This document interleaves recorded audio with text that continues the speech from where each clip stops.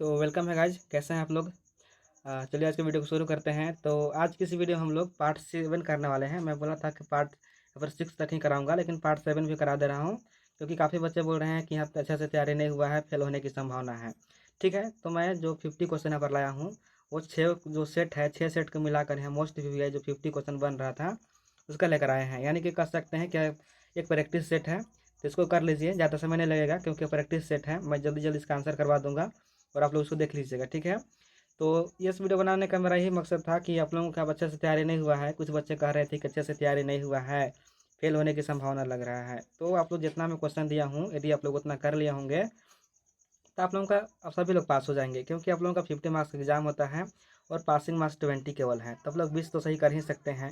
जितना मैं क्वेश्चन दिया हूँ उसमें से तो मैं फुल संभावना कर सकता हूँ, 100% कर सकता हूँ कि 20 प्लस ही क्वेश्चन उसमें से मैच होगा। ठीक है, तो आप लोग उतना कर लीजिएगा। और चलिए आज का प्रैक्टिस सेट को करते हैं। इसका मैं नाम पार्ट 7 है और इसका पीडीएफ डिस्क्रिप्शन में मिल जाएगा और इंग्लिश का भी पीडीएफ डिस्क्रिप्शन में मिल जाएगा। तो यहाँ पर पहला क्वेश्चन देख लीजिए। पहला क्वेश्चन क्या है कि आईकेएस का पूर्ण रूप क्या है। तो आईकेएस का फुल फॉर्म होता है इंडियन नॉलेज सिस्टम। यह प्रैक्टिस सेट है, इसमें मैं ज़्यादा डिस्कस नहीं करूँगा, बस यहाँ पर ज़्यादा समझाऊंगा नहीं, बस इसका आंसर बता दूंगा, बस आप लोग याद कर लीजिएगा। ठीक है, जहाँ पर समझाने की ज़रूरत होगा मैं वहाँ पर समझा दूंगा, बाकी इसका आंसर करवा दूंगा। तो आप लोग अच्छे से देखिए, ज़्यादा लंबा वीडियो नहीं होगा। क्वेश्चन नंबर 2 क्या है कि भारतीय ज्ञान प्रणाली का मुख्य उद्देश्य क्या है। यानी कि इंडियन नॉलेज सिस्टम का इसका क्या यहाँ पर उद्देश्य है। तो उसका मोटिव क्या है, समग्र ज्ञान प्रदान करना। ऑप्शन नंबर बी हो जाएगा, समग्र ज्ञान प्रदान करना। क्वेश्चन नंबर यहाँ पर 3 क्या कर रहा है, देख लीजिए कि वेदों की संख्या कितनी है। तो यहाँ पर 4 वेद है। कौन कौन से हैं, ऋग्वेद है, ऋग्वेद है और यहाँ पर सामवेद है। मैं बता दे रहा हूँ आप लोगों को, ऋग्वेद, सामवेद, अथर्ववेद और यजुर्वेद, ये 4 वेद हैं। ठीक है, कौन कौन, ऋग्वेद, यजुर्वेद, सामवेद, अथर्ववेद। चलिए क्वेश्चन नंबर 5 क्या है कि निम्न में से कौन सा वेद नहीं है। तो ऋग्वेद भी है, यजुर्वेद भी है, सामवेद भी है। यहाँ पर अर्थवेद नहीं होगा, अथर्ववेद होता है। क्या होता है, अथर्ववेद होता है। यहाँ पर कुछ बच्चे कहेंगे तो यहाँ पर तो चारों है, लेकिन यहाँ पर इसका स्पेलिंग मिस्टेक है। यहाँ पर देख लीजिए अर्थवेद लिखा है, लेकिन इसका क्या होता है, अथर्ववेद होता है। ऋग्वेद, यजुर्वेद, सामवेद, अथर्ववेद। ठीक है, तो ये 4 आप लोगों का वेद है, याद कर लीजिएगा। क्वेश्चन नंबर 5 क्या है कि उपनिषद किससे संबंधित है। तो जो उपनिषद है वो दर्शन और आध्यात्मिक ज्ञान से संबंधित है।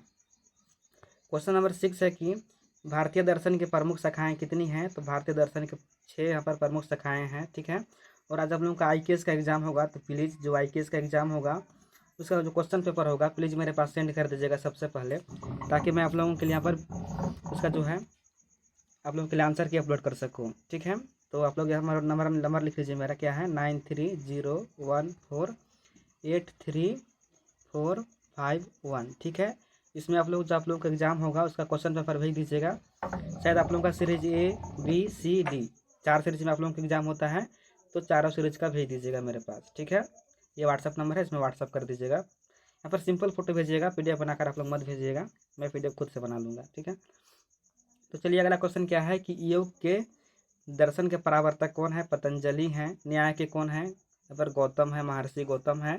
मैं सभी करवा दिया हूँ, बस यहाँ पर जो इंपॉर्टेंट लग रहा है उसको मैं करवा रहा हूँ इस वीडियो में।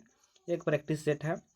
अगला क्वेश्चन क्या है कि आयुर्वेद के जनक किसे कहा जाता है। तो आयुर्वेद के जनक चरक को कहते हैं। और जो यहाँ पर सर्जरी है, सर्जरी के जनक सुश्रुत को कहते हैं। दोनों को याद कर लीजिएगा। अगला क्वेश्चन क्या है कि सुश्रुत किस क्षेत्र से संबंधित है। तो शल्य चिकित्सा यानी सर्जरी से संबंधित सुश्रुत हैं। और चरक आयुर्वेद से संबंधित है। क्वेश्चन नंबर 10 क्या है कि आर्यभट्ट किस विषय के महान विद्वान थे। तो आर्यभट्ट जो थे वो गणित एवं खगोल विज्ञान, मैथ यहाँ पर और खगोल विज्ञान के, ठीक है, यहाँ पर महान विद्वान थे। अगला क्वेश्चन क्या है कि ब्रह्मगुप्त का संबंध किससे है। तो ब्रह्मगुप्त ने गणित से संबंध है। और इसको क्वेश्चन में करवाया था कि जो ब्रह्मगुप्त हैं उन्होंने जीरो का विकास किया है, यानी कि उन्होंने जीरो को पूर्ण रूप के पर पूर्ण संख्या के रूप में परिभाषित किया है जीरो को। और जीरो का खोज कौन किया है, तो आर्यभट्ट किया है। यहाँ पर कुछ बच्चे बोल रहे थे कि यहाँ पर जीरो का खोज आर्यभट्ट ने किया है, तो सही बात है, आर्यभट्ट किया है, लेकिन जीरो का विकास यानी कि पूर्ण रूप में परिभाषित कौन किए हैं, ब्रह्मगुप्त ने किए हैं। तो इसको भी याद कर लीजिएगा। क्वेश्चन घुमा भी सकता है, पूछ सकता है कि जीरो का विकास कौन किया था, या जीरो का पूर्ण संख्या के रूप में कौन परिभाषित किया था। तो ब्रह्मगुप्त ने किया था। बस जीरो का खोज किए थे आर्यभट्ट ने। समझ गए। चलिए अगला क्वेश्चन क्या है कि शून्य की अवधारणा का विकास किस देश में हुआ था? तो शून्य का खोज भारत में हुआ था और कौन किए थे? आर्यभट्ट ने किया था। दशमलव प्रणाली का विकास कहाँ हुआ था? तो भारत में हुआ था और इसको भी आर्यभट्ट ने खोजे थे। अगला क्वेश्चन क्या है कि त्रिदोष सिद्धांत में कौन शामिल है? तो त्रिदोष सबको पता है क्या होता है, वात, पित्त और कफ। क्या होता है त्रिदोष में? वात, पित्त और कफ होता है, तीन चीज होता है। तो वात है, पित्त है, कफ है, लेकिन रक्त नहीं होता है त्रिदोष सिद्धांत में, तो इसको भी याद कर लीजिएगा। ठीक है, यहाँ पर सभी क्वेश्चन का इम्पोर्टेंट जो भी आई है, जो आज आप लोगों का एग्जाम में आने की संभावना है। अगला क्वेश्चन क्या है कि दिल्ली का लौह स्तंभ किसका उदाहरण है? तो दिल्ली का लौह स्तंभ है जो धातु कर्म, यानी कि दिल्ली का लौह स्तंभ आप लोग जानते होंगे, तो वो ऐसा धातु है जो कई सालों में हो गए हैं लेकिन अभी तक उसमें जंग नहीं लगा है, जंग उसमें अभी तक नहीं लगा है। तो वह किसका उदाहरण है? धातु कर्म का, यानी कि वहाँ का धातु जो है काफ़ी मजबूत है, अभी तक जंग नहीं लगा है। अगला क्वेश्चन क्या है कि पनीनी किसके लिए प्रसिद्ध है? तो पनीनी संस्कृत व्याकरण के लिए, और पनीनी यहाँ पर अष्टाध्यायी लिखते हैं। ठीक है, नेक्स्ट क्वेश्चन वही है कि अष्टाध्यायी की रचयिता कौन है? तो अष्टाध्यायी पनीनी द्वारा लिखा गया था। तुलसीदास गोस्वामी तुलसीदास कौन लिखे थे? तो रामचरितमानस लिखे थे। कालिदास का कौन सा रचना है? तो कालिदास का यहाँ पर अभिज्ञान शकुंतलम है, याद कर लीजिएगा। और वाल्मीकि का कौन सा है? तो रामायण है, रामायण वाल्मीकि द्वारा लिखा गया था। गोस्वामी तुलसीदास रामचरितमानस लिखे थे। कालिदास लिखे थे कौन सा? अभिज्ञान शाकुंतलम। और पनीनी द्वारा अष्टाध्यायी लिखा गया था। तो यह सभी चीज़ याद कर लीजिएगा, पूछ सकता है 1 नंबर में। अगला क्वेश्चन क्या है कि रामायण का रचयिता कौन है? वाल्मीकि हैं। और वेद व्यास किसका रचयिता है? तो महाभारत का रचयिता कौन है? वेद व्यास हैं। अगला क्वेश्चन यहाँ पर देख लीजिए 20 नंबर क्या है कि रस सिद्धांत किससे संबंधित है? तो काव्य शास्त्र से, काव्य शास्त्र से रस सिद्धांत संबंधित है। अगला क्वेश्चन क्या है कि नालंदा विश्वविद्यालय कहाँ स्थित है? तो नालंदा विश्वविद्यालय बिहार में स्थित है। और इसको कौन बनवाया था? तो कुमारगुप्त प्रथम, जो गुप्त वंश के शासक थे, कुमारगुप्त प्रथम, उन्होंने बनवाया था इसको, नालंदा विश्वविद्यालय को। ठीक है, और इसका जो है डिस्ट्रॉय कौन किए थे? तो इसका डिस्ट्रॉय किए थे बख्तियार खिलजी, खिलजी वंश के शासक जो थे बख्तियार खिलजी, उन्होंने डिस्ट्रॉय किया था। और नालंदा में एक यहाँ पर पुस्तकालय था जिसका नाम क्या था? धर्मकुंज था। और नालंदा विश्वविद्यालय का दौरा करने एक चीनी यात्री आते हैं जिसका नाम क्या रहता है? हवेन सांग। क्या नाम रहता है? हवेन तसांग लिखाता है, लेकिन हवेन सांग पढ़ते हैं। हवेन सांग आए थे, 7वीं शताब्दी में आए थे यहाँ पर नालंदा विश्वविद्यालय का दौरा करने। तो इसको भी याद कर लीजिएगा, पूछता है कि कौन से यहाँ पर विद्वान नालंदा विश्वविद्यालय के दौरा करने आए थे? तो हवेन सांग चीनी यात्री हैं, विद्वान नहीं है। चीनी यात्री विद्वान है लेकिन चीनी यात्री हैं, चीनी यात्री के नाम से जानते हैं हवेन सांग को। ठीक है, अगला क्वेश्चन क्या है कि तक्षशिला किसके लिए प्रसिद्ध था? तो तक्षशिला जो था वो प्राचीन शिक्षा के लिए प्रसिद्ध था। अगला क्वेश्चन यहाँ पर क्या है 23 नंबर कि गुरु शिष्य परंपरा किसका आधार है? तो ज्ञान का हस्तांतरण, यानी कि जो यहाँ पर शिष्य थे, शिष्य गुरु से शिक्षा प्राप्त करते थे और यहाँ पर एक पीढ़ी से अगले पीढ़ी तक बढ़ाते थे। तो यही इसका मोटिव था, उद्देश्य था। अगला क्वेश्चन क्या है कि भारतीय शास्त्रीय नृत्य का उदाहरण क्या है? तो भारतीय शास्त्रीय का नृत्य क्या है? भारतनाट्यम। भारतनाट्यम कहाँ का है? तो यह भारतनाट्यम यहाँ पर तमिलनाडु का है। ठीक है, केरल का कौन सा? मोहिनीअट्टम है। झारखंड का कौन सा है? छऊ नृत्य है। और झारखंड का कौन सा पेंट यहाँ पर है? तो कोहबर और सोहराई। ठीक है, तो ये भी चीज़ याद कर लीजिएगा। अगला क्वेश्चन क्या है कि मधुबनी किस राज्य की कला है? तो मधुबनी बिहार का चित्रकला है। और झारखंड का कौन सा है? तो यहाँ पर सोहराय और कोहबर का पेंटिंग। तो ये क्वेश्चन आ सकता है। अगला क्वेश्चन क्या है कि धर्म, अर्थ, काम और मोक्ष को क्या कहते हैं? तो पुरुषार्थ है। पुरुष के जीवन में 4 चीज़ आते हैं, धर्म, अर्थ, काम और मोक्ष, इसको पुरुषार्थ कहा गया है, धर्म, अर्थ, काम, मोक्ष को। अगला क्वेश्चन क्या है कि वासुदेव कुटुंबकम का क्या अर्थ है? तो पूरा विश्व क्या है? परिवार है। इसको 2023 में हुआ था G20 सम्मेलन भारत में, उसमें यह दिया गया था वासुदेव कुटुंबकम। तो इसका मतलब क्या होता है कि पूरा जो पृथ्वी है वो सभी हम परिवार हैं। अगला क्वेश्चन क्या है कि सर्वधर्म स्वभाव का अर्थ क्या है? तो सभी धर्मों का सम्मान, सभी धर्मों का सम्मान करना है, इसका अर्थ होता है। यहाँ पर अर्थ पूछ दिया है सिंपल सा। अगला क्वेश्चन क्या है कि प्राकृतिक पूजा किसका भाग है? तो भारतीय परंपरा, यानी कि भारतीय परंपरा में प्रकृति को भी पूजा किया जाता है। जैसे आप लोग जानते होंगे सरहुल, सरहुल में क्या पूजा होता है? तो प्रकृति की पूजा होता है, सखुआ का पूजा होता है। अगला क्वेश्चन क्या है कि भारतीय संस्कृति में पर्यावरण संरक्षण का आधार क्या है? तो प्रकृति के प्रति सम्मान। पर्यावरण संरक्षण का मतलब है कि प्रकृति को सम्मान दीजिए, पूजा पाठ यहाँ पर करते हैं इसी कारण से। अगला क्वेश्चन क्या है कि न्यूज़ नई शिक्षा नीति यानी कि न्यू एजुकेशन पॉलिसी कब लागू हुआ था? तो 2020 में लागू हुआ था और उसी के तहत आप लोगों का IKS का पेपर पढ़ना है। अगला क्वेश्चन क्या है कि नेप 2020 में किस पर बल दिया गया? तो भारतीय ज्ञान प्रणाली यानी कि IKS पर। नेक्स्ट क्वेश्चन है कि IKS का आधुनिक उपयोग किसमें है? तो स्वास्थ्य एवं शिक्षा में उपयोग है आधुनिक समय में IKS का। अगला क्वेश्चन क्या है कि IKS का मुख्य उद्देश्य क्या है?